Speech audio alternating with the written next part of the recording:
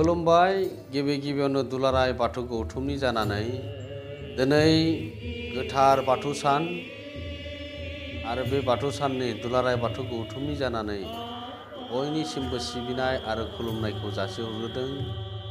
दिनैनि बे गोथार सानाव दुलाराय बाथौ गौथुमनि जानानै दिनै आसाम नाङै आरो आसामनि बायजोआव थानाय दिनै बाथौ थानसालियाव सानसेनि हाबाफारिजों गाजा गोमजायै फालिनो लानाय बाथौ सिबियारि रायजो राजा नोंथांमोननिसिम दिनै सानसेनि हाबाफारिखौ मोजाङै मोजां खुंफुंलांनो हानायनि थाखाय जों सिबिनाय आरो खुलुमनायखौ जासिहरबावदों। मानो होनब्ला दिनै आसामजोंल' नङा, आसामनि बायजोआव थानाय बाथौआरि सिबियारिफोरा जेरैबायदिहाय वेस्ट बेंगल, नेपाल, बांलादेश, दिल्ली बेबायदिनो जोङो दिनैनि बे गोथार बाथौ सानखौ फालिनो लादों।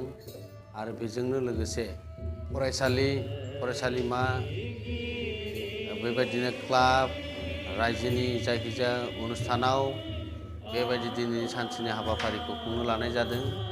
आरो बेजोंनो दिनै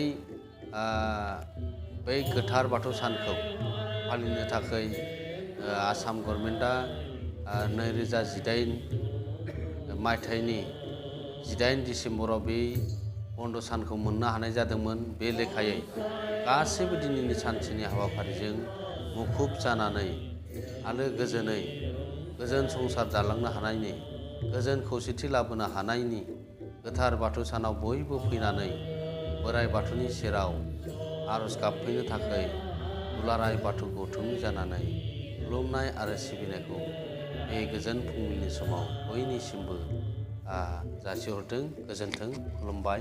दहाय आफा बोराइ बाथौ।